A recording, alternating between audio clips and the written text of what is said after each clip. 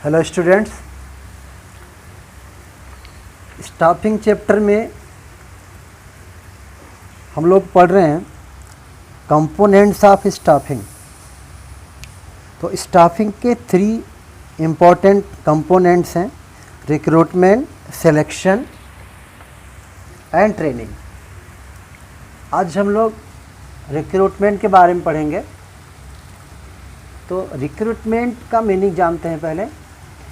Recruitment refers to the process of searching for prospective employees and encouraging them to apply for job in the organization. Searching में searching क्या है?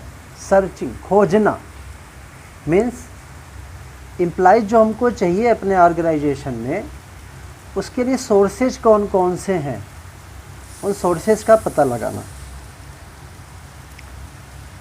और sources का पता लगा करके उन सोर्सेज को इवेल्युएट करना कि कौन सा सोर्स हमारे लिए अच्छा रहेगा। डिपेंड करता है कि हमको किस तरह के एम्प्लॉय चाहिए, तो उसके हिसाब से सोर्स को इवेल्युएट करना। फिर उसमें से एक जो बेस्ट सोर्स होगा हमारे लिए, उस सोर्स को चूज़ करना, सेलेक्ट करना।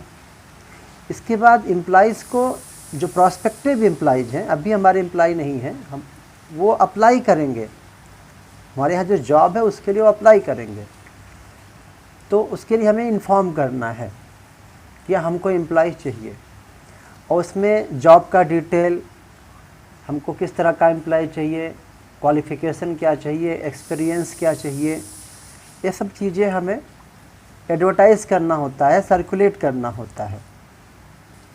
तो रिक्रूटमेंट को एक पॉजिटिव प्रोसेस कहा जाता है, क्योंकि इसमें लोगों को मीन्स जो लोग जॉब करना चाहते हैं उनको इनकरेज किया जाता है कि वो अप्लाई करें हमारे यहाँ जॉब के लिए। ऑर्गेनाइजेशन क्या करता है? एडवर्टाइज़ करता है एंड कम्युनिकेट करता है। जैसे आपको अपने कंपनी में एम्प्लॉय चाहिए तो आप एडवर्टाइज़ करोगे, कम्युनिकेट करोगे, मीन्स पता चले कि हमारे यहाँ कौन कौन से पोस्ट वैकेंट्स हैं, ये लोगों को मालूम चले। और एडवर्टाइज़ कैसे करेंगे? Through various sources of recruitment के जो अलग अलग सोर्सेज हैं उसके थ्रू हम एडवर्टाइज़ करेंगे। एडवर्टाइजिंग का जो मेन एम है वो है कि sufficient adequate number of candidates हमारे यहाँ अप्लाई करें, क्योंकि ज़्यादा अप्लीकेंट्स होंगे, ज़्यादा कैंडिडेट्स होंगे, तो हमें उसमें बेस्ट एम्प्लॉय सेलेक्ट करने में हमको हेल्प मिलेगी। तो इस तरह से हम रिक्रूटमेंट में क्या क्या होता है देख लेते हैं। Recruitment involves identifying different sources of potential employees, means कौन कौन से सोर्सेज से हमें एम्प्लॉय मिल सकते हैं उसको आइडेंटिफाई करना। इवेल्युएटिंग द सोर्स, उस सोर्स को इवेल्युएट करना। चूजिंग मोस्ट सुटेबल सोर्स, कौन सा सोर्स हमारे लिए मोस्ट सुटेबल है वो चूज़ करना। और फिर मोटिवेट करना, जो प्रॉस्पेक्टिव कैंडिडेट्स हो सकते हैं जो हमारे यहाँ जॉब के लिए अप्लाई करें, उनको मोटिवेट करना। तो अब हम लोग पढ़ते हैं sources of recruitment. Sources of recruitment में इंटरनल सोर्स हैं, पहले एक्सटर्नल सोर्स हैं। तो इंटरनल सोर्स में 2 हैं, प्रमोशन एंड ट्रांसफ़र। इसको इंटरनल सोर्स क्यों कहते हैं? क्योंकि इसमें जो ऑलरेडी वो हमारे एम्प्लॉय होते हैं। जैसे प्रमोशन की बात करें हम, तो प्रमोशन क्या है कि जो एम्प्लॉय हमारे यहाँ काम कर रहा है उसको जिस लेवल पे है उससे अपर लेवल पे उसको शिफ्ट कर देना, तो उसको बोलते हैं प्रमोशन। मीन्स जो हमारा ऑर्गेनाइजेशन स्ट्रक्चर है, जो ऑर्गेनाइजेशनल हायरार्की है, उसमें जो लोअर पोस्ट पे काम कर रहा है एम्प्लॉय, उसको शिफ्ट करके अपर पोस्ट पे कर देना है, जिससे कि उसको उसके रिस्पॉन्सिबिलिटीज़ इंक्रीज हो जाएंगे, उसका सैलरी इंक्रीज हो जाएगा, उसका स्टेटस इंक्रीज हो जाएगा और उसका स्टेटस वगैरह सब इंक्रीज हो जाएगा, अपर हो जाएगा। इस प्रमोशन को बोलते हैं वर्टिकल शिफ्टिंग ऑफ एम्प्लॉयज है। वर्टिकल ऊपर से नीचे, ऊपर से नीचे मीन्स उसका जो जॉब पोजीशन है, तो ऊपर से नीचे नहीं होता बल्कि नीचे से ऊपर होता है प्रमोशन। लो लेवल वाले को अपर लेवल पे शिफ्ट कर देना, तो वर्टिकल हुआ। इससे एम्प्लॉइज़ को क्या होता है, एम्प्लॉइज़ मोटिवेट होते हैं कि अगर हम अच्छा काम करेंगे तो हमको अपर पोस्ट मिल जाएगी, इसलिए वो मोटिवेट होते हैं। इसका एक साइकोलॉजिकल इम्पैक्ट होता है एम्प्लॉइज़ पे, क्योंकि इससे उनका लेवल, प्रमोशन से उनका लेवल हायर हो जाता है। इसके बाद है ट्रांसफ़र। ट्रांसफ़र में क्या होता है कि इसमें भी शिफ्टिंग होती है एम्प्लॉय की, एक जॉब से दूसरे जॉब या one department to other department, लेकिन इसमें लेवल उनका वही रहता है। तो इस तरह से है। अब ये जो इंटरनल सोर्सेज है, इसके मेरिट्स क्या है, डिमेरिट्स क्या है। तो इसका मेरिट्स ये है कि एम्प्लॉइज़ मोटिवेट होते हैं, और इसमें क्या है कि बड़ा सिंपल प्रोसेस होता है, क्योंकि हम कैंडिडेट को पहले से जानते हैं, वो हमारे यहाँ पहले से काम कर रहा है, तो हमें बड़ी आसानी होती है, उनके बारे में अच्छे से नॉलेज होता है कि कौन सा पर्सन किस जॉब के लिए ज़्यादा सुटेबल है। और ट्रांसफ़र से क्या होता है कि उनको एक ट्रेनिंग भी मिलती रहती है। तो अब इसके डिमेरिट्स क्या है, डिमेरिट्स ये है कि इसमें न्यू टैलेंट नहीं आ पाता, और न्यू कंपनी के लिए इसका कोई मतलब नहीं है इंटरनल सोर्स का।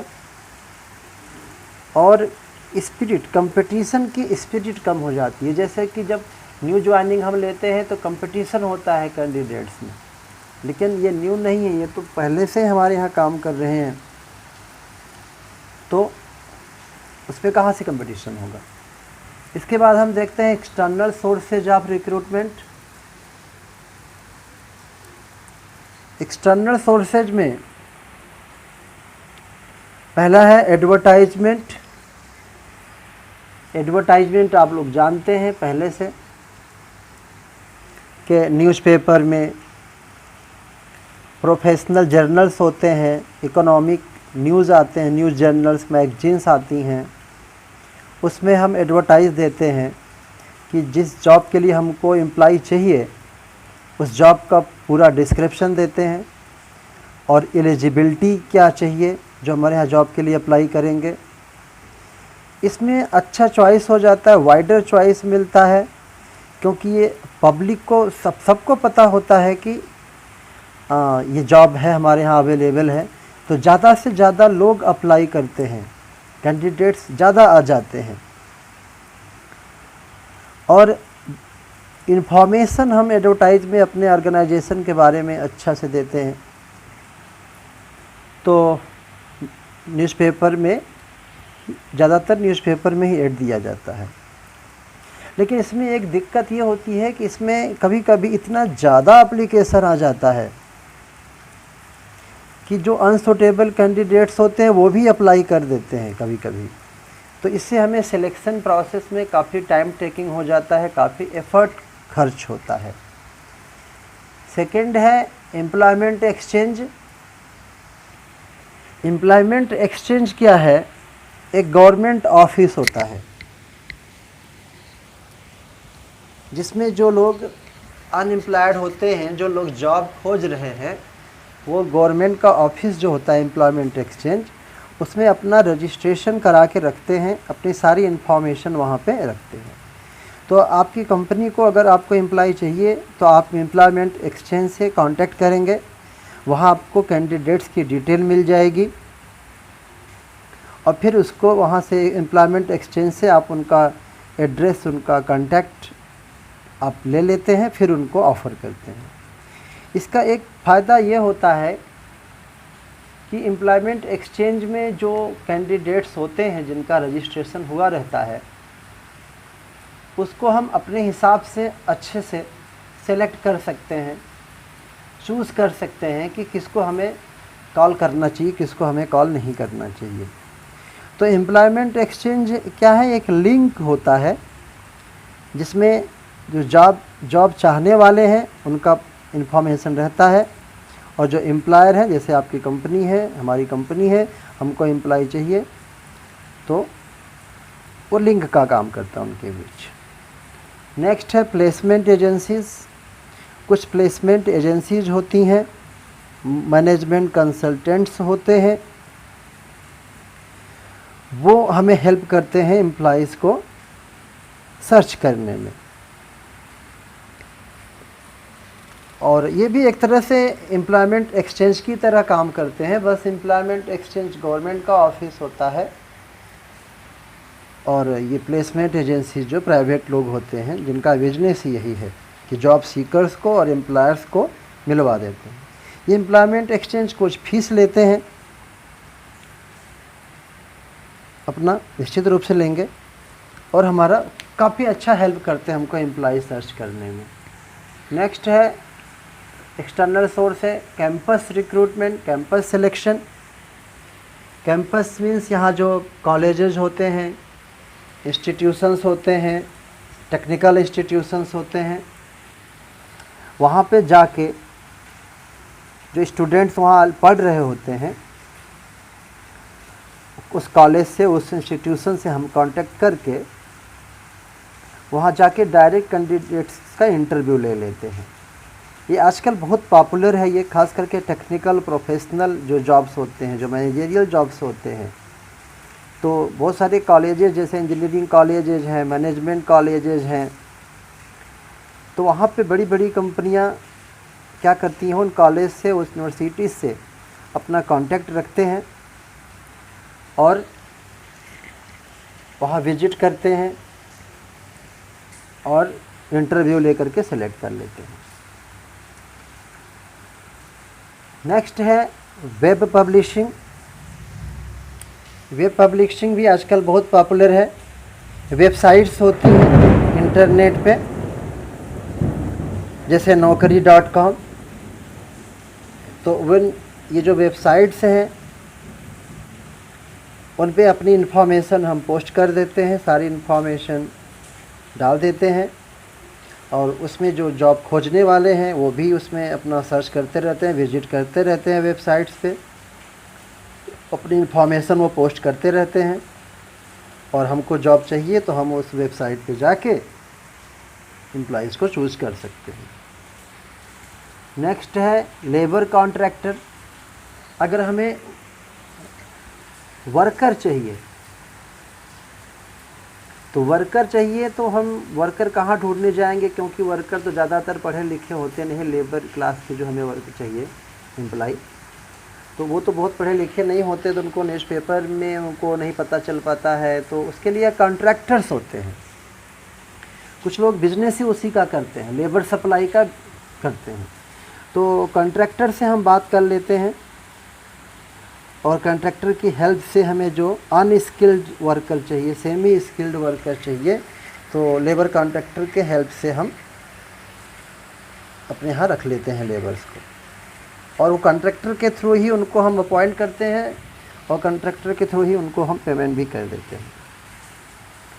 नेक्स्ट है डायरेक्ट रिक्रूटमेंट। डायरेक्ट रिक्रूटमेंट क्या है, इस मेथड में नोटिस बोर्ड पर इंफॉर्मेशन डिटेल दे दिया जाता है और जो जॉब खोजने वाले होते हैं वो अपना आते हैं, नोटिस पढ़ते हैं। ये भी जो सिस्टम, ये मेथड है डायरेक्ट रिक्रूटमेंट का, ये अनस्किल्ड और सेमी स्किल्ड जॉब के लिए ही होते हैं। जैसे बदली वर्कर होते हैं, कैजुअल वर्कर होते हैं, डेली वेजेस पे जिनको पेमेंट किया जाता है, तो अपना जो कंपनी है हमारा, उसके ऑफिस के सामने नोटिस बोर्ड पे लगा दिया जाता है कौन कौन तरह के हमको किस किस काम के लिए वर्कर चाहिए, तो वर्कर अपना आके कांटेक्ट करके जॉब ले लेते हैं, जब डेली वेजेस वाले जो होते हैं इस तरह के होते हैं। नेक्स्ट है कैजुअल कॉलर्स। कैजुअल कॉलर्स जो होते हैं ये क्या होते हैं कि कुछ एप्लीकेशन बिना हमारे एडवर्टाइजमेंट किए ही जो जॉब सीकर्स होते हैं एप्लीकेशन हमारे यहाँ भेजते रहते हैं। मीन्स हमारे यहाँ वैकेंसी नहीं है, हमने एडवर्टाइज नहीं किया, फिर भी वो अपनी मर्जी से वो एप्लीकेशन दे देते हैं कि जब आपको कभी काम की ज़रूरत हो तो आप हमें कांटेक्ट कर सकते हैं।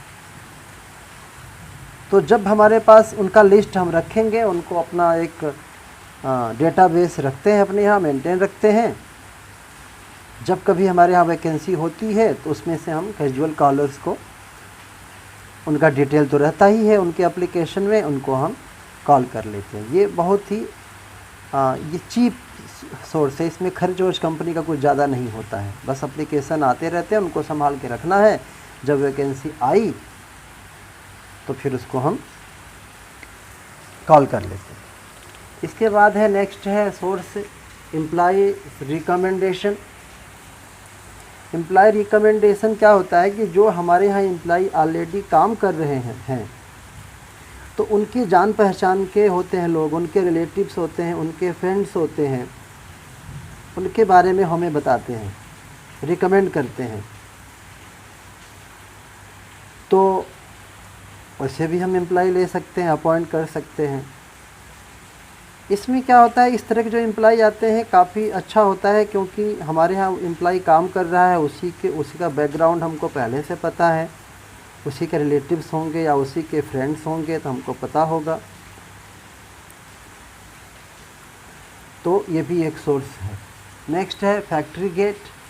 फैक्ट्री गेट पे तो वही लेबर क्लास के जो एम्प्लॉय होते हैं उनको वो फैक्ट्री गेट के सामने इकट्ठा हो जाते हैं, खड़े रहते हैं, अपना बैठे रहते हैं, और हम अपने सुपरवाइज़र को भेजेंगे जब ज़रूरत पड़ेगी। ये भी अनस्किल्ड या सेमी स्किल्ड टाइप के जो वर्कर होते हैं उनके लिए अवेलेबल ये है, तो वहाँ भी वर्कर मिल जाते हैं।